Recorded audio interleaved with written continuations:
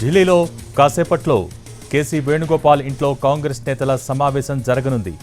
ఈ మీటింగ్లో రేవంత్ రెడ్డి, భట్టి విక్రమార్క పాల్గొనున్నారు. తెలంగాణలో పెండింగ్లో ఉన్న 4 సీట్లపై చర్చ జరగనుంది.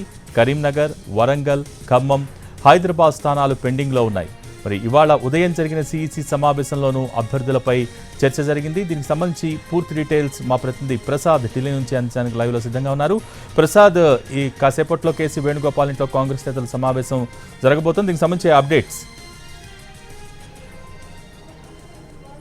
ఇప్పుడే సమావేశం కూడా అయ్యారు. కేసీ వేణుగోపాల్ కాంగ్రెస్ పార్టీ సంస్థాగత వ్యవహారాల ఇన్ఛార్జి జనరల్ సెక్రటరీగా ఉన్నారు. ఆయన నివాసంలో అందరూ కూడా సమావేశం, అంటే రాష్ట్ర నాయకత్వం, ముఖ్యమంత్రి, ఉప ముఖ్యమంత్రి, ఇన్ఛార్జి సెక్రటరీలు వీళ్ళంతా కలిసి ఒక ఏకాభిప్రాయానికి రావాలని చెప్పి కాంగ్రెస్ పార్టీ అధిష్టానం ఆదేశించింది. ఆ ఆదేశాల మేరకు ఖమ్మం లోక్సభ స్థానం అభ్యర్థి ఖరారుపై ఉన్నటువంటి సంక్లిష్టతను తొలగించి ఏకాభిప్రాయంతో ఒక ప్రతిపాదన చేయాలని చెప్పి ఆదేశాలు జారీ చేయడంతో వారంతా కూడా ఇప్పుడు సమావేశమవుతున్నారు. ఈ సమావేశంలో ఖమ్మం లోక్సభ స్థానంపై అభ్యర్థి ఎవరన్న అంశంపై సందిగ్ధత తొలగే అవకాశం ఉంది. ఆ తర్వాత మిగిలిన 3 లోక్సభ స్థానాలకు సంబంధించి కూడా ఇప్పటికే ఒక అభిప్రాయానికి వచ్చినప్పటికీ కూడా ఖమ్మం లోక్సభ స్థానమే కొంత సందిగ్ధత ఉంది. దానిపై ఇప్పుడు ఈ సమావేశంలో సంక్లిష్టత తొలగిపోయే అవకాశం ఉంది. ఇకపోతే హైదరాబాదు, కరీంనగర్, వరంగల్ లాంటి ఈ స్థానాలకు సంబంధించి పూర్తిస్థాయిలో ఇప్పటికే ఒక అభిప్రాయానికి వచ్చారు. కాబట్టి ఇవన్నీ కూడా ఈరోజు సాయంత్రం ఒక నిర్ణయానికి వచ్చిన తర్వాత అధికారికంగా అభ్యర్థులను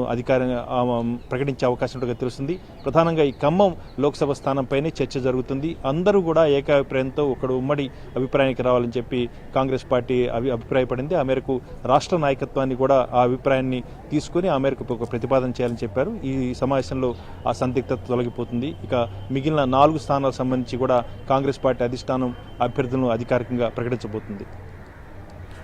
ఓకే, థ్యాంక్ యూ ప్రసాద్.